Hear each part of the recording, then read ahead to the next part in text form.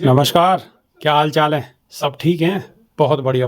अपना और अपनन को ख्याल रखो और जब टाइम मिले तो वीडियो जरूर देखो। देसी देख बिगर ब्रेक और बगैर लाग लपेट, बिल्कुल देसी अंदाज में। हमारे साथ मौजूद हैं जाने पहचाने चेहरा प्रोफेसर साहब, मलिक साहब। खूब देखते होगे आप इनकी वीडियो, सोशल मीडिया पे तो हमेशा छाए रहे, शिक्षक हैं और जाटलैंड थे हमें मुजफ्फरनगर। हालांकि जैन चौधरी के बारे में कई बार बोल चुके हैं कि चवन्नी पलट गई। अब चवन्नी पलट गई तो पलट गई, लेकिन अब मुजफ्फरनगर सीट एक मेन सीट है गई है। जैन चौधरी के बीजेपी में शामिल है जाने के बाद, एनडीए में शामिल है जाने के बाद, अब सपा ने वहां से हरिंदर मलिक को उतारा। हालांकि हरिंदर मलिक मजबूत कैंडिडेट हैं और मलिक साहब को तो अपना क्षेत्र है भाई, जाटलैंड है। तो मलिक साहब तिकछू हरिंदर मलिक की सीट के बारे में और हरिंदर मलिक के बारे में थोड़ी सी जानकारी ले लें। क्या स्थिति है साहब? सपा ने टिकट तो दे दी हो, लेकिन वहां तो स्थिति बड़ी नाजुक बताई जा रही है कि बीजेपी को जो मजबूती है वो तो पहले से ही है, लेकिन अब जब तक जैन चौधरी शामिल है गए एनडीए में, तब तक तो वहां बहुत मुश्किल है हरिंदर मलिक साहब को वहां से जीतना तो बहुत दूर की कौड़ी नजर आ रही गई है। ऐसी चर्चा चल रही है। देखिए चौधरी साहब, पहले तो मैं ये बता दूं कि जो हरिंदर मलिक अंकल जी, मैं उनको बोलूंगा, हरिंदर मलिक जो अंकल जी है, सपा के उम्मीदवार है, वो जैसा आपने बताया एक बहुत कद्दावर नेता है।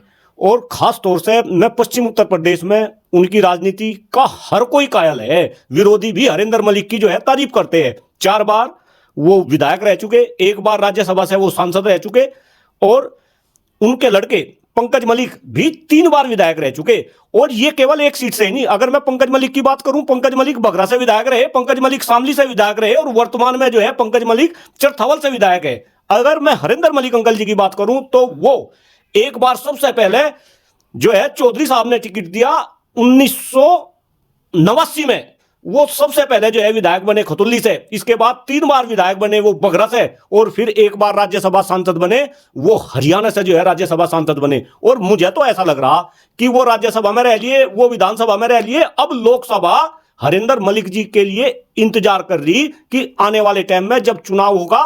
रही बात आप भाजपा की बात कर रहे कि भाई वहां भाजपा से जो है संजीव बालियान जो है चुनाव लड़ रहे, मैं आपको बताऊं कि मुजफ्फरनगर जिला एक ऐसा जिला है जिसने भारतीय जनता पार्टी को विश्व की नंबर 1 पार्टी बनाया। डॉक्टर कुलदीप मलिक पूरी गंभीरता के साथ इस बात को कह रहा, और वो ऐसा क्यों हुआ? क्योंकि 2013 में मुजफ्फरनगर दंगे हुए, पूरा हिंदू मुस्लिम चला, और कहीं ना कहीं पश्चिम उत्तर प्रदेश के लोग भाजपा की तरफ। भाई आप देखो, 2014 की बात करो, फिर इसके बाद 2019 की बात करो, पश्चिम उत्तर प्रदेश के लोगों ने भाजपा का साथ दिया और भाजपा को विश्व की नंबर 1 पार्टी बना। लेकिन पश्चिम उत्तर प्रदेश के लोगों को क्या मिला, यह कहीं ना कहीं अब सोचने वाली बात है। आप देखो, जैन चौधरी भले ही भाजपा में चले गए हो, लेकिन आप ये देखो कि पश्चिम उत्तर प्रदेश के लोगों को क्या मिला, वहां युवाओं को क्या मिला, वहां किसानों को क्या मिला।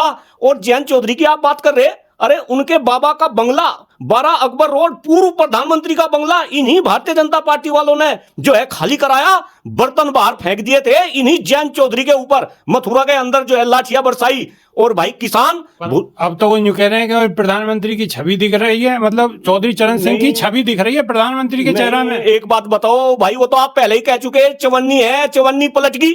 अब तो वो कहेंगे भाई वृंदावन में देखो, हम नहीं कह रहे कि तो उन्होंने खुद कही अपने बयान में कि सब मैं चवन्नी थोड़ी हूं पलट जाऊंगा। नहीं तो पलट गई ना चवन्नी, और अब तो वृंदावन में रहना है तो राधे राधे कहना है। अगर भाई जैन चौधरी तो किसानों के नेता थे, किसान तो उन्हें जो है देश का प्रधानमंत्री बनाना चाहते थे, और अब 2 सीट के ऊपर उन्होंने समझौता किया। और मैं तो अलग अलग मंचों से यह भी बात कह रहा कि मुजफ्फरनगर सीट को लेकर विवाद था। जैन चौधरी मुजफ्फरनगर की सीट चाहते थे, लेकिन कहीं ना कहीं हरिंदर मलिक अंकल जी का पैंच फंसा हुआ था, और अब वो भाजपा में गए। अब मुजफ्फरनगर की सीट तो फिर भी नहीं मिली। क्यों भाई, ये जनता समझ नहीं रही का? और मुजफ्फरनगर के लोग, पश्चिम उत्तर प्रदेश के लोग भूल जाएंगे? अरे 750 किसानों की जो है सादत हुई, जैन के ऊपर जो है लाठियां बरसाई गई, चौधरी चरण सिंह जी के बंगले को खाली करा गया। अरे श्रीमान जी, आप क्या बात कर रहे? हिंदू मुस्लिम के कार्ड से ये भारतीय जनता पार्टी पश्चिम उत्तर प्रदेश में जीतती आई, लेकिन अब हिंदू भी इस बात को समझ गया। और जो है मुस्लिम भी इस बात को समझ गया कि हिंदू मुस्लिम करने से केवल और केवल इन नेताओं का भला है, भारतीय जनता पार्टी का भला है। आम इंसान, ना किसान का भला, ना युवा का भला, किसी का कोई भला है ही नहीं। एक बात बताओ मलिक साहब, आप भी मलिक साहब और हरिंदर मलिक भी मलिक साहब, तो आपकी तो परिवार की बात हुई।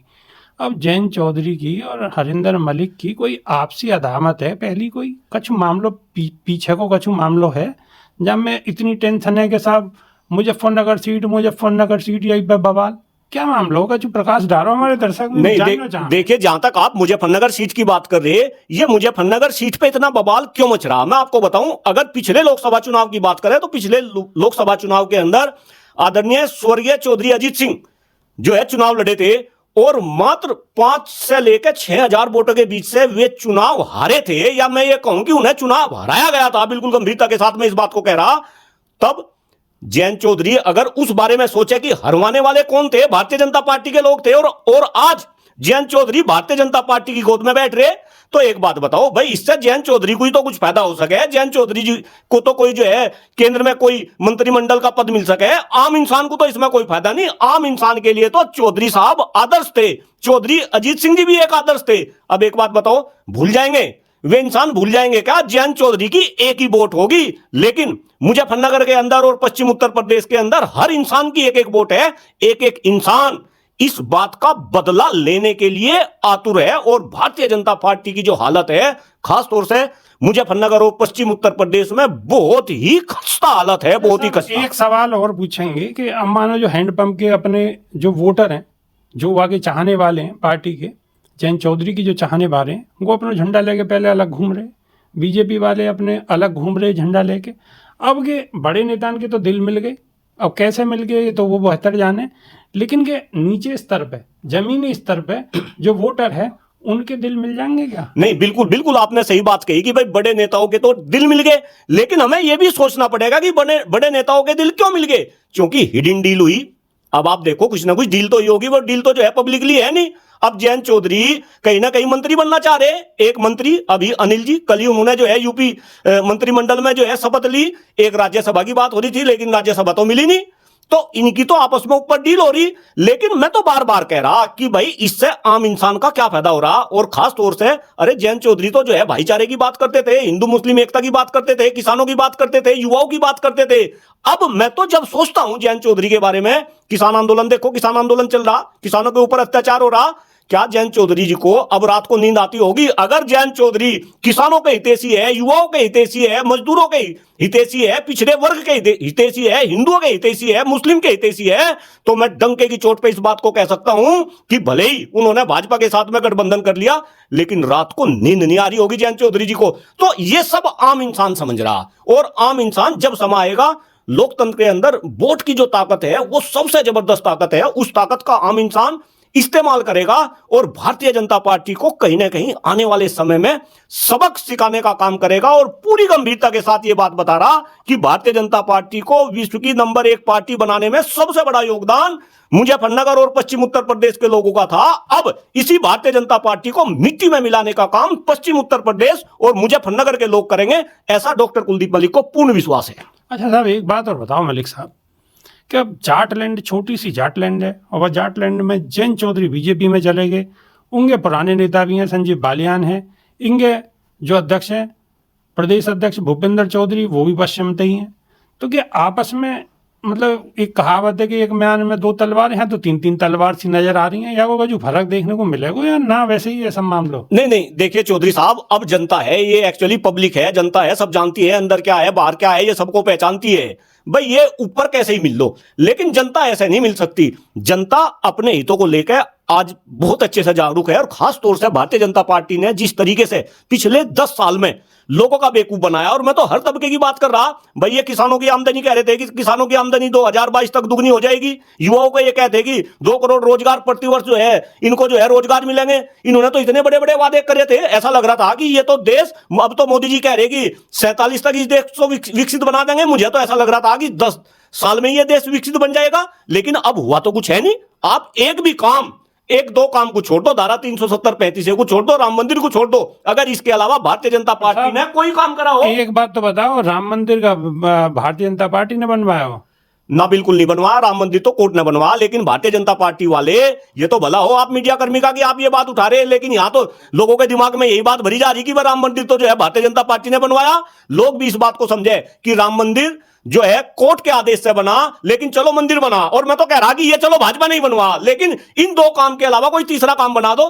क्यों भाई, कहां गई अर्थव्यवस्था, कहां गई किसानों की दुगनी आमदनी, कहां गए 2 करोड़ रोजगार, कहां गए गंगा की सफाई? एक बात तो बताओ, किसानन की बात तो कर रहे हो, लेकिन जो किसानन की आवाज उठाने वाले जब कोई बीजेपी में चले गए तो अब कौन आवाज उठा पाओ? किसान तो कंगई के नाले, ना घर के रहे ना घाट के रहे। क्यों भाई, क्यों क्यों? एक बताओ, किसान कहाँ के रहे भाई? जयंत चौधरी आवाज उठाए करे, अब कोई खुद बीजेपी में चले गए, अब किसान तो अपने आप को ठगो से महसूस कर रहे होगा। आप एक बात बताओ, एक जयंत चौधरी है क्या? हम किसान के बेटे नहीं, हम किसान के बच्चे नहीं, हम नहीं आवाज उठा रहे? अरे श्रीमान जी, आप क्या बात कर रहे हैं? मुजफ्फरनगर जिले का तो एक एक युवा, एक एक घर में जयंत चौधरी है। आप क्या बात कर रहे हैं जी जयंत चौधरी जी के? और जयंत चौधरी जी तो वहां गए, जयंत चौधरी जी। आप कह रहे हो एक एक जयंत चौधरी है, यानी कि सब एक एक सब ऐसे ही जयंत चौधरी की तरह चवन्नी पलट जाएंगे? नहीं, अरे आप भी बात नहीं समझ रहे। अरे एक जयंत चौधरी तो भाजपा के अंदर गया, जो दूसरे ये जयंत चौधरी है ये तो बिल्कुल चुनाव पर नजर रख रहे। और मैं फिर कह रहा, जिस तरीके से भारतीय जनता पार्टी की सरकार ने किसानों पे अत्याचार करे, हमारी बेटियों पे, हमारी बहनों पे अत्याचार करा, कोई सीन भूल सके क्या? हमारी बेटी, हमारी बहनें जो है जंतर मंतर के ऊपर बैठी रही धरने पे, और जिस तरीके से एक तरफ प्रधानमंत्री जो है नई संसद का उद्घाटन कर रहे और दूसरी तरफ उन बहन बेटियों के ऊपर इस तरीके की जो है ज्यादती हो रही, भूल जाएगा कोई? कोई नहीं भूलने का। मैं फिर याद दिला रहा, अरे ये तो जाट कौम है, लैंड कौम है, ये तो दिल्ली के ऊपर चढ़ाई करने वाले लाल किले का गेट ले गए थे। ध्यान रखें जरा सत्ता पक्ष के लोग, इनकी रगों में अभी भी वही खून दौड़ रहा। और देखना, ये कहीं ना कहीं करारा जवाब भारतीय जनता पार्टी वालों को मिलेगा। ये डॉक्टर कुलदीप मलिक आपके चैनल के माध्यम से पूरे हिंदुस्तान की जनता को आश्वासन दे रहा। अरे मलिक साहब, बहुत बहुत बड़ी बड़ी बात कर दी, मेरो भी दिल सहिल हो। लाल किलो हटा दियो, ये कर दियो, कर दियो। देखो मलिक साहब हैं, बिल्कुल अंदर की बात निकल रही है। अब आपकी समझ में कितनी आ रही है या बात की तो मुँह ना मालूम कि तो आप देखो, लेकिन मलिक साहब ने बिल्कुल अंदर की बात बाहर रख दी है। बहुत बहुत धन्यवाद साहब, मलिक साहब। राम राम जी, धन्यवाद। दूसरी वीडियो में फिर आपसे मिलेंगे, जब तक कि नहीं आ देसी देख बगैर ब्रेक बगैर लागला पेट, बिल्कुल देसी अंदाज में। बहुत बहुत धन्यवाद, नमस्कार।